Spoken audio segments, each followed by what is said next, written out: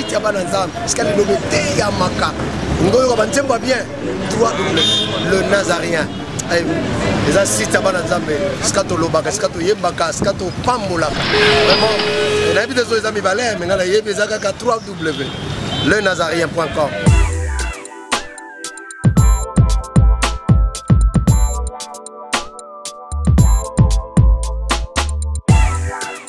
La princesse de l'Éternel, on est ensemble, il n'y a pas de souci, il n'y a pas de souci. On est ensemble, surtout que le Maître Jésus-Christ revient bientôt. C'est lui l'époux et nous sommes l'épouse. Bien-aimés dans le Seigneur, nous sommes là dans le cadre de votre émission Table Sainte, une émission qui vous édifie, une émission pour vous faire découvrir tant de choses, mais autour des sujets très capitaux. Aujourd'hui, j'ai le réel plaisir de vous savoir nombrer sur le www.lenazarien.com, là où l'huile fraîche coule et coule encore. Ça continue à couler et aussi ça déborde déjà.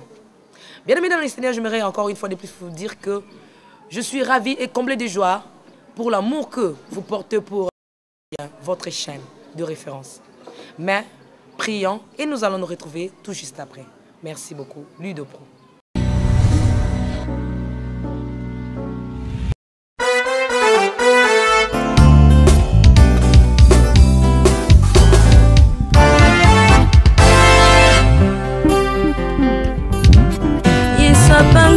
Pinzolina vinangai pia longoli papota na motema elongia mawa ebongwani nesengo bato basotoki na sina komi séduit bona Yesu bona Yesu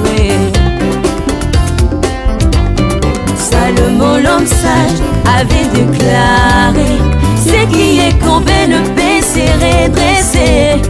Tango Yesoye mokolo na sabata ye abongisi mokongo na ngai bato basutuki ngai na komi geri bona Yesu bona Yesu bona Yesu ngai oyo nafandaki na beteza nazangaka moto abwakanga na mai baoyo toyana bango babonga bayaki nsima nanga bazwa guérison ntango elomba belemi liboso na ngai. Merci beaucoup, nous sommes de retour. Je pense qu'ici, il m'a fait plaisir énorme à tous les hommes de Dieu, à tous les servants de Dieu, aussi aux femmes. Ba maman, nalinga bino ya mingi, na bolingo ya solo ya Yesu Masia. Je suis avec l'homme de Dieu qui est trop charismatique. Il parle pas mal de la part du Seigneur. Nzambe a réglé mon bien. Azali moto a expérimenté makambo ya molimo. Yango tu na kabino. Esprit ni nezo conduire yo. Il est là, sans plus tarder, il s'appelle le prophète Hervé Yom. Je m'en vais dire, avec beaucoup de respect que j'ai à l'égard de cet homme de Dieu. Bonjour, pasteur. Bonjour, maman Tiffany. Bonjour, prophète, excusez-moi. Non, nous sommes là, nous exerçons tous les ministères pastoraux parce que nous sommes des gardiens de la bergerie de Jésus. Très chic, hein? Merci, maman. Merci beaucoup. Tu as un peu abordé ce sujet l'amour, le mystère des alliances. Mais le lot de alliance oyo batu basalaka yango moto na moto. Papa, lorsque tu as la alliance, alliance c'est quoi? Gloire à Dieu, maman Tiffany. J'ai béni le Seigneur qui nous a fait la grâce et la faveur d'être suivis partout dans le monde. Et vous qui nous avez invités sur la table sainte. Et cette émission qui est beaucoup suivie partout, et nous recevons les témoignages, des appréciations, ainsi que tout ce que les gens vivent à cause de cette émission qui est la table sainte. Oui, papa. Et alors, nous allons maintenant découvrir qu'est-ce qu'une alliance. D'abord, une alliance, c'est une déclaration de deux personnes ou de plusieurs personnes. Et ces gens-là se sont unis pour une cause, pour un but. Ils ont conclu une parole qui leur amène à vivre soit une destination, soit une victoire, ainsi de suite. Et toute alliance a toujours été symbolisée par quelque chose. Par exemple, une alliance, c'est l'accord, l'attente, la relation de deux personnes ou de plusieurs personnes. C'est ça que nous appelons une alliance. Et l'alliance est différente d'un accord. Pourquoi? Parce que l'alliance est soutenue par un serment. Et c'est ça. L'alliance, c'est quelque chose, une attente ou une relation qui est soutenue par un serment. Et ce serment est symbolisé par quelque chose. Par exemple, quand nous parlons, par exemple, l'accord des Nations Unies. Donc, c'est un accord verbal, écrit, qui est aussi manifesté par les signatures des divers partis. Et c'est ce qui fait que les gens puissent appeler alliance. Donc, c'est ça. C'est là pour un but. Oui, merci papa. Tu as un peu abordé alliance entre les hommes. Donc les hommes entre eux, c'est l'alliance. Quelle est l'importance que c'est l'alliance entre Bango et puis Mbeba na yango topé mabaku na yango izalaka mingi nini alliance ya batu. Gloire à Dieu maman. Nous sommes dans le livre de Genèse chapitre 11, les versets 1 jusqu'au verset 9. Genèse 11, 1 à 9. Et dans ces versets, vous allez voir, eza alliance eza makambo lelote. Ya makambo bandakala. Avant mokili za la mokili, ndenge toza na monde contemporain lelo, il y avait l'alliance de l'homme envers l'homme. Et la preuve année, vous allez voir, dans le livre Genèse chapitre 11, les versets 1 jusqu'au verset 9, on nous parle d'une alliance. Et l'alliance en question, eza ndenge nini et bandi na construction. Il y a tour babengi tour de Babel. La Bible nous parle dans les livres de Genèse, Nzambe arakeli mokili. Abiki non batu, ba se multiplier. Batu kaka adana FT. Mais ba yi kinyama. Donc ba se multiplier, ba koma ebele, ba tondisa mokili. Et Dieu a donné la parole. Et abi ba dominer la kati ya nini ya mokili wana. Mais vous allez voir à une certaine époque, batu basangani babi non. Biso toko kende bongo te. Biso il faut tout ça là akoro ya biso tout ça là moi groupe ya biso to panzana na mokilité et biso to ça là ni to sangana lilomba moko peto tonga o ezali tour to immeuble. Et alors c'était une alliance qui verbale et puis comme il manifestait to matérialisé na tour ya nini ya Babel, tour de Babel. Et alors herba sali bongo, qu'est-ce qui s'est passé? C'était une alliance de l'homme envers l'homme. Yo lobi non to panzana te par bi yo. Alors tout ça neni yo zo mo sino na banano yo peso mo sino na banano to vanda ka esika moko o mona ke alliance nyoso mutu asali na mutu saki nzamba zala na kati eza na conséquence o babenga kaka Babel. Babel cela revient dire confusion. Dès le début ko paraître malam, dès le commencement ko paraître loko malam. Et c'est comme ça au mona ke nakati wana même diable a eu à vendre même les lots aux vivre babiloko wana alliance à mutu envers mutu oza manifester na bakor même ba droit de l'homme apparemment par itara-malam momona ki nakati ya fo wana les diables abata minasima ezaneti Babel parfois. Au moins par exemple né na touché point droit de l'homme même si na salon na bango to bisika ba olanda babi même mutu makamni azoloba droit de l'homme obo ba beta mutu ezobo ba boma mutu oui. Mais vous allez voir que dans le droit de l'homme, ils ont fait une liberté d'expression. Ils ont des décisions sans qu'ils aient s'interférer dans le cadre. Ils ont fait le droit de l'homme. La preuve est chaque fois que vous attaquez les lesbiens, les PD, au moins le droit de l'homme a télémi. Abi que nous a télémi liberté et expression. Dans Zambazane Kunate. Si vous êtes un prophète, excusez-moi, lorsque vous avez un Zambazate, vous avez un kamoko ya batumo babalani. Babalani mais babalani na coutumier, babalani kuna na coutumier Zambazate. Babalani na baleta, na leta kuna Zambazate. Mais tout le monde a na leta ba pesi bango symbole balati bango bano. Siko olobelanga nini. Et ya mabe bakabwana. Non. Tobite ki bakabwana. Zambazate ya kaisala, ya kaisala. Mais quand il s'agit des histoires, ils ont engagé vie à Moutou Mobimba. Parce que le problème c'est quoi? Herba bengi mariage. Mariage c'est likambo nzamba côté na kati.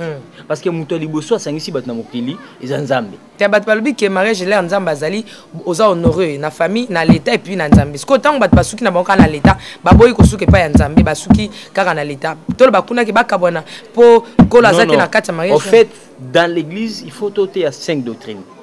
Dans la Bible, il n'y a pas un mariage religieux. C'est faux et archi faux.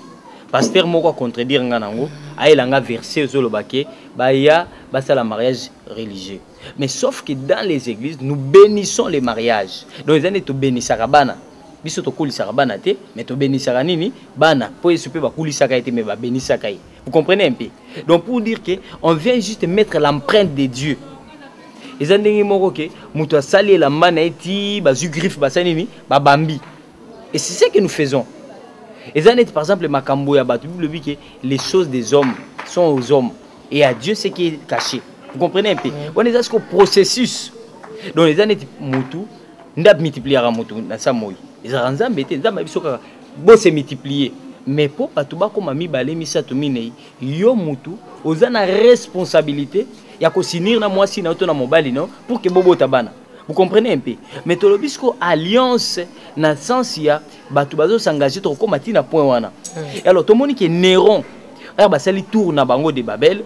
Babi non to panzana te. Donc ba telemi l'office mobé ko nzambe. Mais ça l'alliance et puis droit de l'homme ezana kati. Mais prophète na mone tuko e ko kamwisa ngai ke olobi ke soki na alliance nzamba zalité e be barakaka oyebisinga nini basali na nzambe oyo ba sangani neti bozaka wana na RC plateforme basala nzambe batie nzambe batie mokoloto batie ba signature dans mokoloto mais lobi to moni bango bakomi ko yinana bakomi ko kabwana bakomi ko panzana bazon dimateke oya diriger biso mais baza basali na nzambe olobi na biso place nyoso nzamba renité c'est que Satan a araignée. Qu'est-ce qui se passe? Nzambe dès le début, Nzambe a cause à bako banana Nzambe. Mais à un certain moment, s'il y a une brèche, le diable s'introduit. La preuve année au Romona que er akabalinga qui ne bitumba. A sangisa qui basala Nzambe n'est-ce pas? Mais au mona que nakati ona babi Satan n'a pas sani. Aïe, wana yo salama lola, yo salama pe na mabele. Vous comprenez un peu? La preuve année vous allez voir que Judas Iscariote, Jésus a sangisa qui batuza, il sanga peneti. RC, ba disciple, koso, to tambolana ba disciple koso.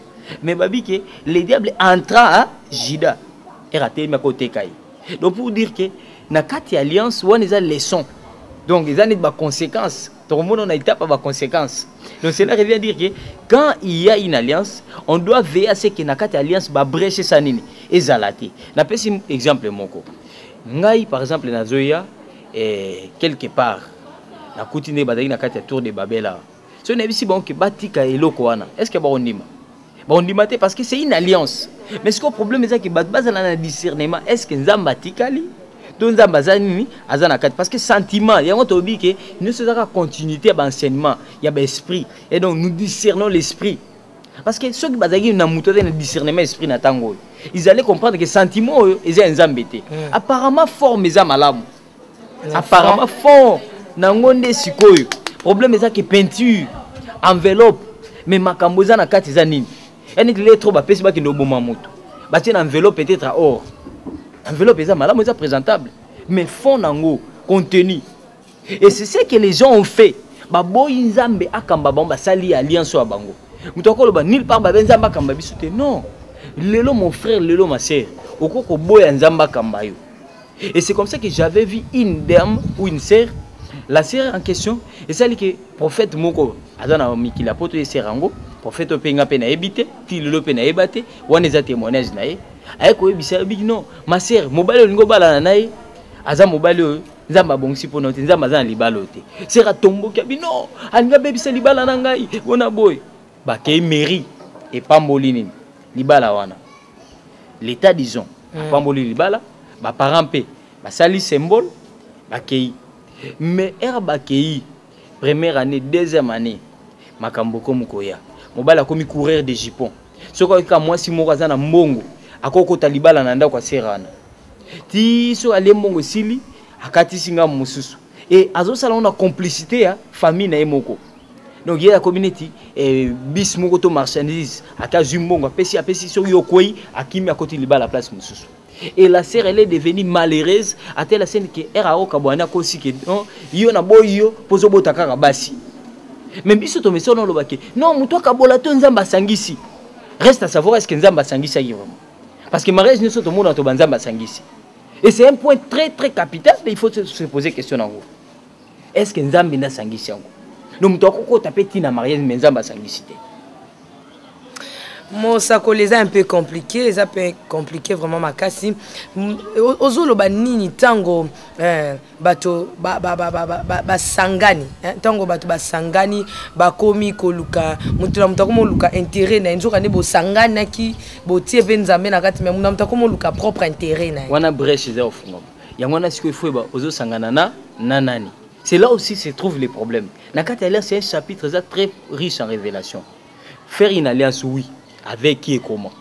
Le loup alliance est belé dans quatre banda comme bala papa bitumbe zali hein balati ba non. Est-ce que anno pe ezola qui ça que alliance wana za ki toroto? C'est faux. Alors c'est faux ndengeni. Anno est synonyme il y a fidélité parce que quand on met l'anneau il y a la fidélité. J'appartiens à X ou Y. Donc un akangi neto benga neti akangi le pont mais a cadena. Vous comprenez? C'est comme ça que alliance c'est en brèche té. Ils ont fonga maté. Alliance c'est en kangam. Mais vous allez voir curieusement Moutou, par exemple, là, tu as bano la mairie. Mais curieusement, les messieurs ont des coureurs de Japon. Et ce qui est grave, un matérialiste. Il y a ce que vous mbongo, à côté de moi, moi, c'est Nandako. À côté de mbongo, boti, ce que Sili a créé un problème. Ce qui est bongo. Et après la scène que Tata Mukolo a comme Kangana Suka Maboko. Aboyi moi, c'est na boti, banabasi. Et plus grave, moutonga comme olobani ni keno, yé andimane nzambe te, yé andimakaka nzambe nzambe ampungu. Vous comprenez? Azana poto. Alors na beau ça va détail pour batumsu parfois bako se référer na likamwana. Azana mutu pa yebani.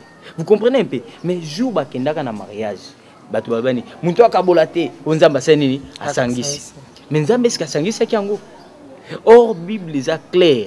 Par rapport au lobby qui est non, Bitumbezali, est-ce qu'il faut que vous basangani? Oui, c'est clair que ce tout n'est pas maman. Bible et lobby boy. Par rapport à tout ce point dans le mariage, Bible et lobby, ceux qui moi si aza chrétienne, a sangani na mopagano, andimia balana nae, pas balana. Bana, tout mobile a sanctifié la prière à moi si. Ceux qui peut moi si, de même aza païen mobile chrétien, anga bala païen, pas balana. Moi, ça a sanctifié la prière et la chrétien. Peut-être en bon, peut-être. Mais babi, ceux qui battent, on a bali bakabouana. Basa nini, bakabouana. Vous comprenez un peu? Alors, puis ceux qui battent, on a siko bali bakabouana. Païen, chrétien, babalane, bali bakabouana. Donc, nous le baneti, nous avons appelé sur l'eau que volonté permissive.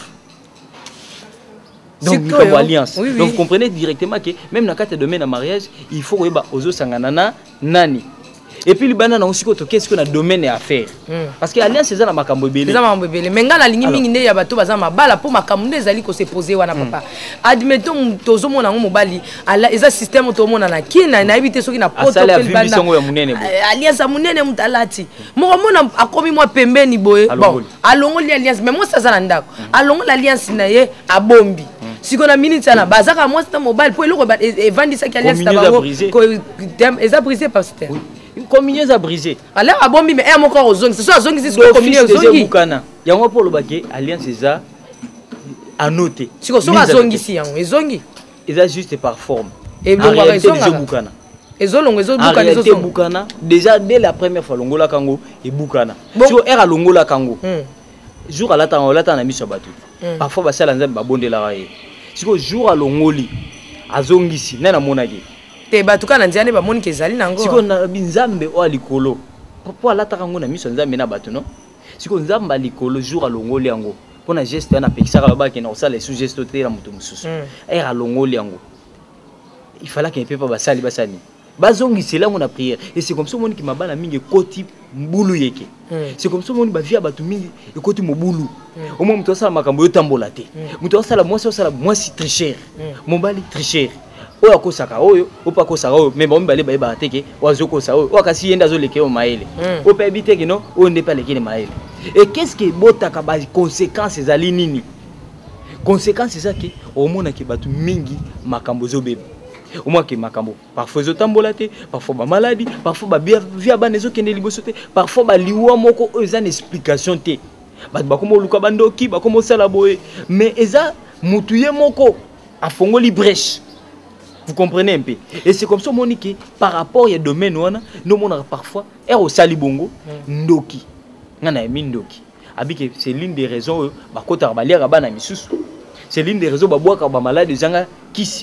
c'est l'une des raisons qui bakanga ba faire nous depuis jour ko bondela na yo tant que basala nzambe ba bondeli pour likamwana to confesser yango te yebaka ke brèche on etika lo fungo siko tokino na ngambo bato ba osala ba faire bango pe bazana ba déception ebele na makambo Italie alliance na bango na seule alliance na mutu poto sala ba faire mais ba signalinga déjà que mutu ana a remonter azam mo malamu te aliaka bato bambongo ke bana ye donc a mutu mo ya bien te sans que na tout na pe mutu ana ngape na sauter premier na zwele déjà garde mais na tozaka na kati alliance wana mais na zwele déjà garde tozo continuer na kati alliance est-ce que mayele pe kokota na kati ya alliance te ke mutasa na mayele na ye mais tozana biso na kati alliance mutasa ka prudent maman David a tout une question mon jour ça la Koufi Abi pourquoi les hérons sont-ils tombés?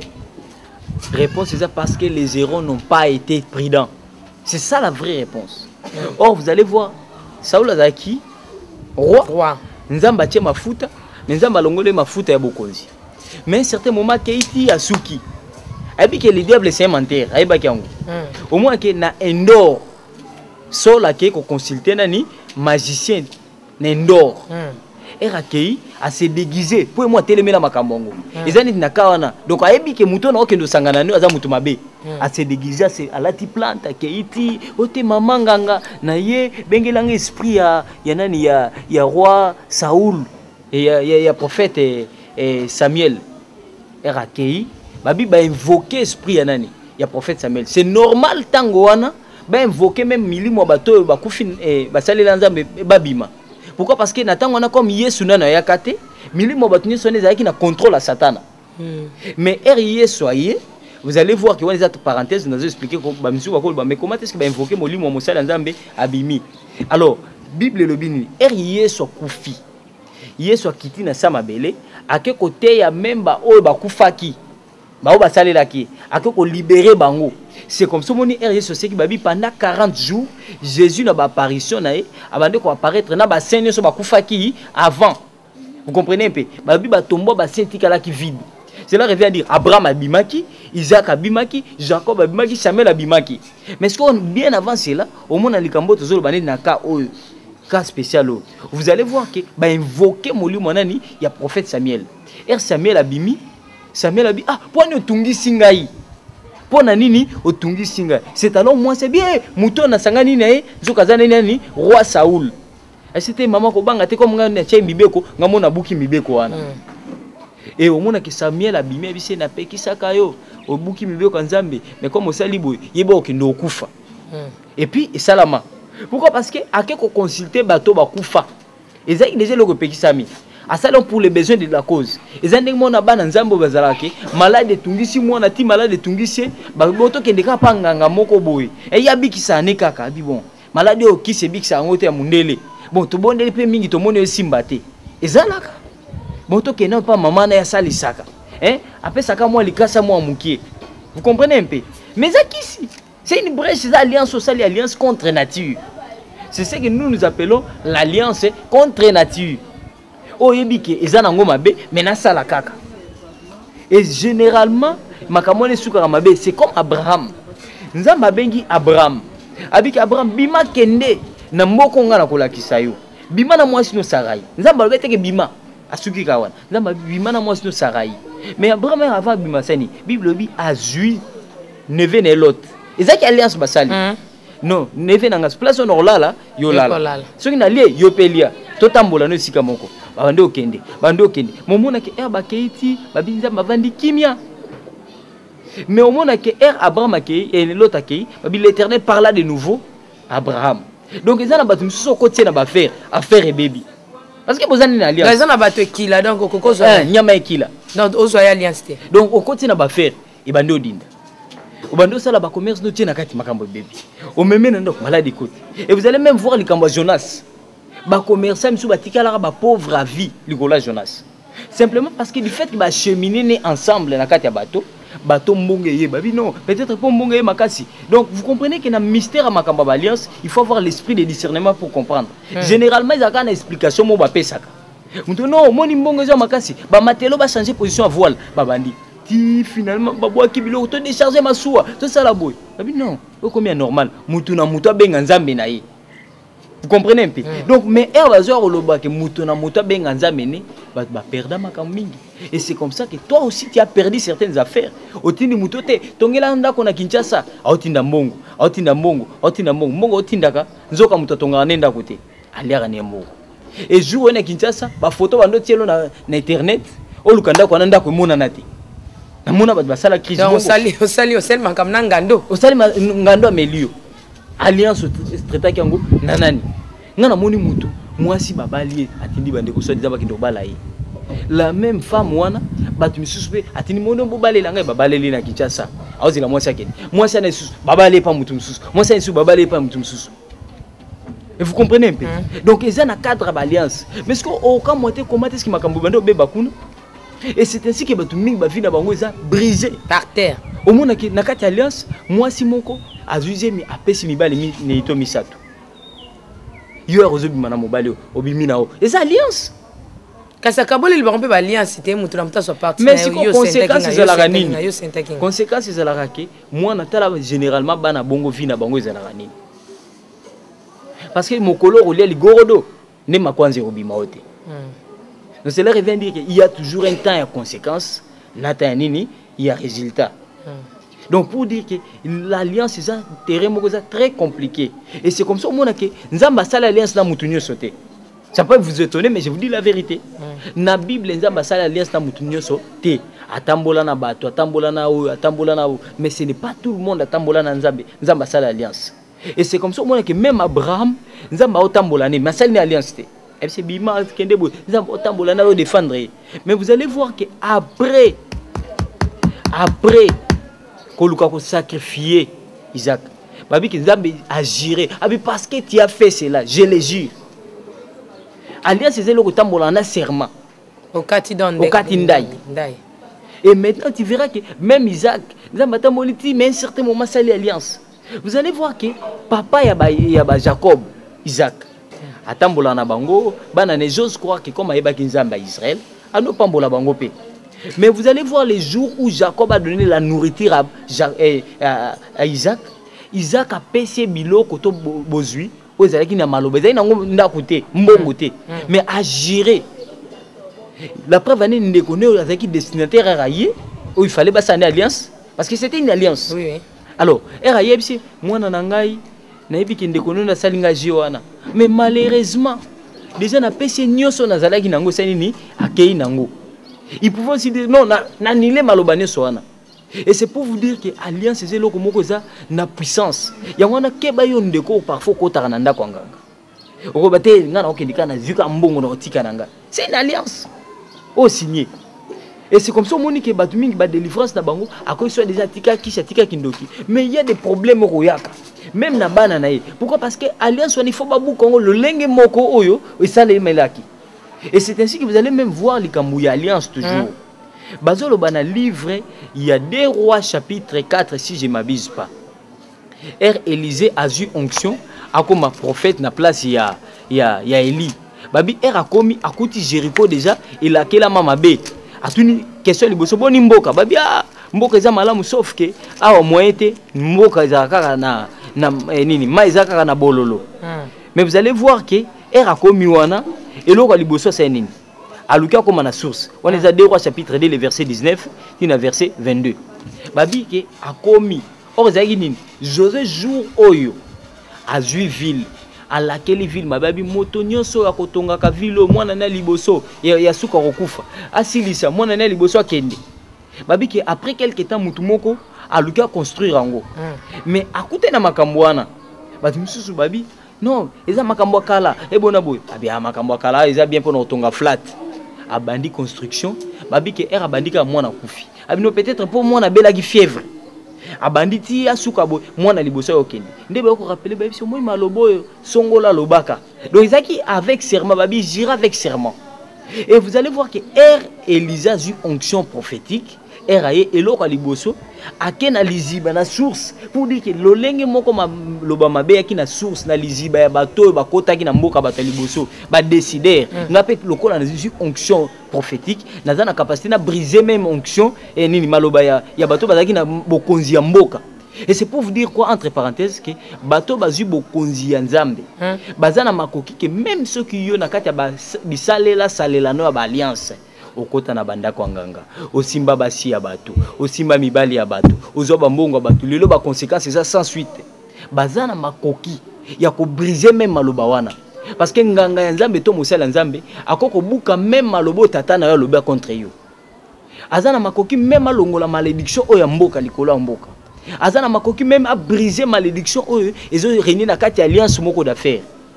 Enzamba salangolu prochainement tu vas développer. Mais nangina souk ça na question vous comprenez prophète azalaka ce que ça quoi enseigner nangana tiki les temps aloba parce que enseignant tellement kitoko makasi bana nzambe donc eza ba sen nzambe oyo sengeli biso to soutenir pourquoi pas binope mais l'homme de Dieu na lingi un peu na tuna yo batu ba sala niti ba alliance to revana kana likambo alliance ba melana ba makila pour que ba comme alliance na bango makasi ba sala ka mabe to malam ba sala ka mabe parce que ils ont des conséquences à liwa. Des conséquences à liwa pourquoi? Parce que mingi na suka nango ba kufaka. Mingi na suka nango ba vie na bango bebaka. Parce que l'essence c'est la vie. Et c'est comme ça mon yesu ne kulus makila na ma esani ni ebimaka. Et c'est ce qui a fait que tout son maman. Yango moi même ba soda ba ki nazolia mbongo makila na ngai.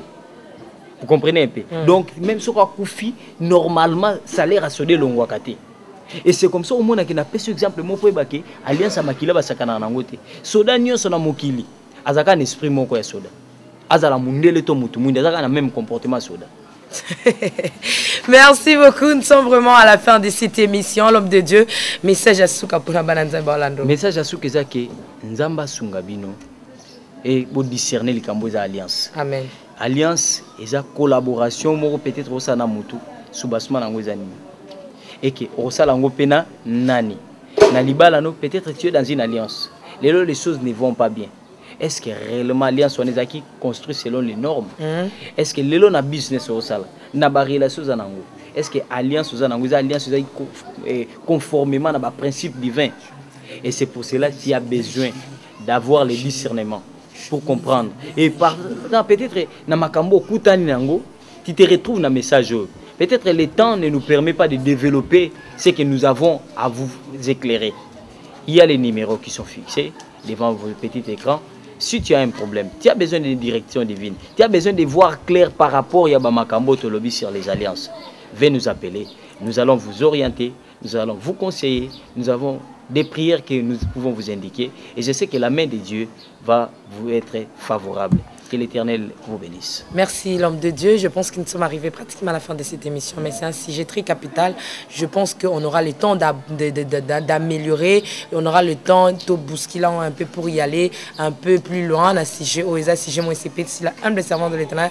La princesse de l'Éternel m'a casse parce que tout ça na babi et belé na alliance. Ok, que ça là quelque part au komikuna na alliance c'est beau signer qui mikanda mais au moins que mutu azoto alliance au sala qui n'a été au moins même banda comme mabala bato belé balati non mais bazo ko ça ba billet belé na banda comme mabala au moins patron na comme il ko rouler na domestique na bato ya o ba télé na porte je ne sais pas moi donc sentinelle voilà sentinelle ouais continue ndako balliance et comme ko boma makasi ole nesika oyo ebongisa donc comme kokuta na balliance oyo ebomaka nesika to kuta na balliance oyo ebongisa ça sujet moko très capital. En tout cas l'homme de Dieu je suis béni vraiment la parole oyo na débat oyo salami awa mais je voudrais dire merci beaucoup à celui qu'on appelle le docteur Alfred Koupessa, l'homme selon le cœur de Dieu depuis France et à Mamani depuis Italie Bologna maman ma passe que Dieu vous bénisse abondamment na papa nanga Edmo Kobani depuis Italie na Bologna kuna pourquoi pas papa Passo je vous aime beaucoup papa de l'amour du Christ. Nzambe na bino vraiment apambola bino mingi basala nzambe na bisika bozali na CP na bino makasi ba maman hein, le femme la humble servante de l'Éternel la princesse de l'Éternel vous aime beaucoup mais comment exprimer cet amour nazoye baté tika ete nkolo aso pas toujours mafuta na les Nazariens parce que le ciel est grandement ouvert. Merci beaucoup l'homme de Dieu. Merci beaucoup.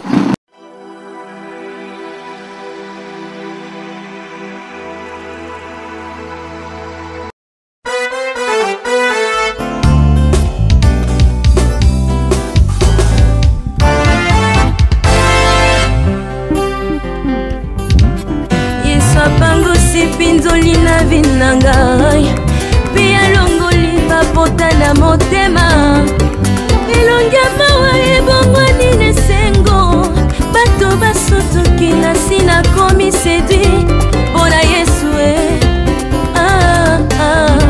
mpona Yesu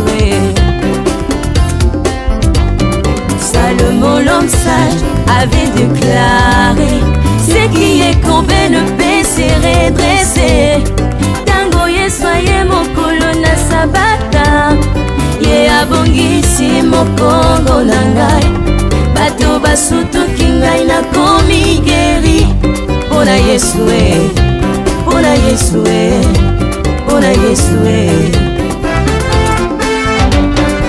ngai oyo nafandaki na beteza nazangaka moto abwakanga na mai baoyo toya na bango babonga bayaki nsima na nga bazwa guérison ntango elomba belemili